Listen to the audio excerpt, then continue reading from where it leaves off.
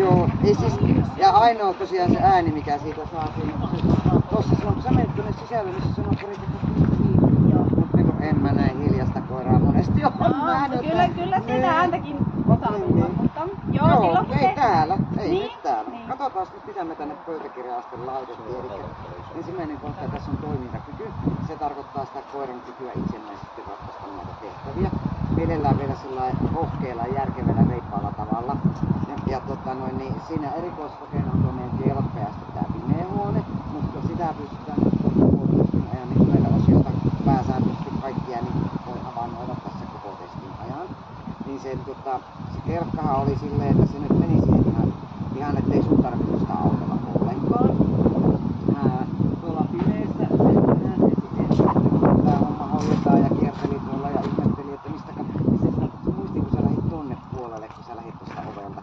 Se lähti ensin sinne ja sitten pikkusen oli se, kun siinä oli se toi pressu, niin ensinhän se oli vähän niin kuin tää on joku raja, mutta kyllähän se siitä sitten meni ihan reippaasti. Et paljon se ei kestänyt ja kuitenkin itsenäisesti aika lailla sitä ratko. Sitten se, että se olisi noissa terävyys- ja puolustusosioissa, niin saadakseen semmoisia huippuarvosanoja, niin sen pitäisi sitten sielläkin osoittaa vähän semmoista enemmän asennetta.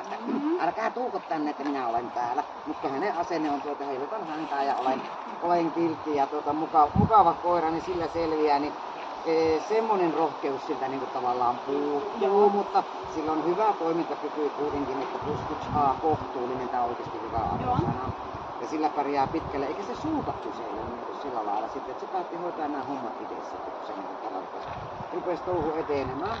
Terävyys, eli tuossa seinässä on se erikoiskoe, ja tarkoittaa sitä, että onko koiralla aggressiivisia reaktioita, kun se kokee itsensä uhatuksi.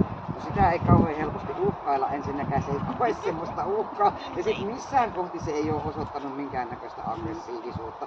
Eli olemme todenneet, että terävyys on plus 1 B-koira, joka ei osoita lainkaan terävyyttä. Kauhean sillä lailla luotettava kaveri. Puolustushalu, menette kimpassa tonne ja sieltä äkäinen täti tulee teitä kohti, niin miten se siinä sitten haluaa sinua puolustaa. Arvosana on plus 1 pieni, koska se ei poistu paikalta. Eikä ole sillä lailla, se olisi haluton sitten, jos se menisi tonne taakse. Se on ensin tässä, heiluttaa häntää, sitten se tulee vähän enemmän eteen ja heiluttaa häntää. Mä oon tässä. Se ei poistu paikalta, niin sillä on kuitenkin ajatusta, jotain tässä pitää tehdä. Ei mä saattanut se arvosana puolustushalu.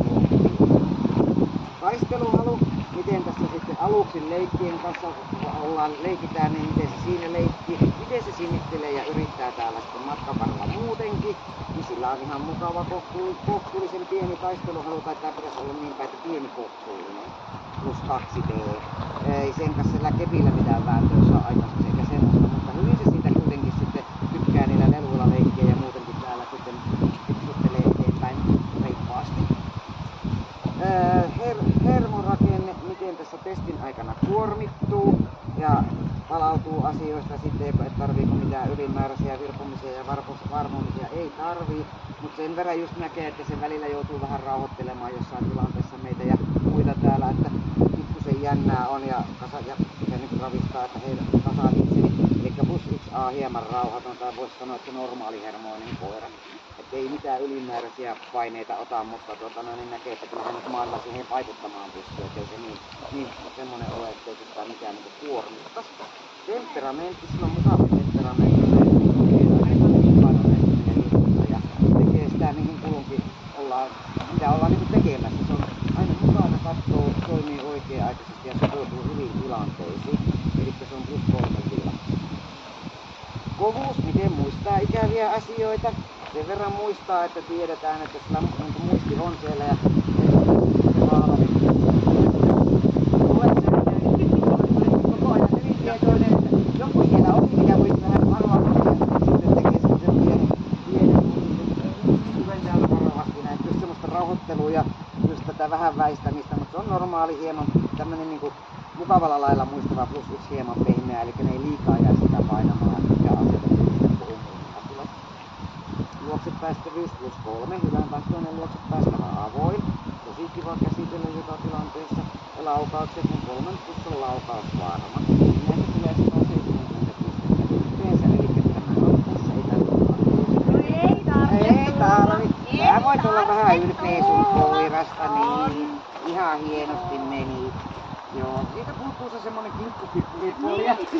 Toisaalta se helpottaa arkea. Aivan. Mahtavaa. Niin, mut kun sä sanoit, että... No nyt! Joo, Ei ollut äsken mitään asiaa. Sä vaan seuraisit tilannetta, että mitä täällä tapahtuu ja näin ei tarvii ottaa kantaa. Joo. Kovin niinku itsensä. Ajattelin, että ois ollut niinku pehmeämpi ja olisi jäänyt vähän enemmän vaivaa. Joo, ei. Tää oli tosi hieno. Kyllähän ihan itse osaa tätä hommaa. On, ja hänellä on kauhean kiva strategia ratkoa tommosia hassuja tehtäviä. Ei ne heilutan häntä ja sen tässä. On, ja pysyy kuitenkin niin jalansijoilla. Hyvä. Kiitos. Semmosta.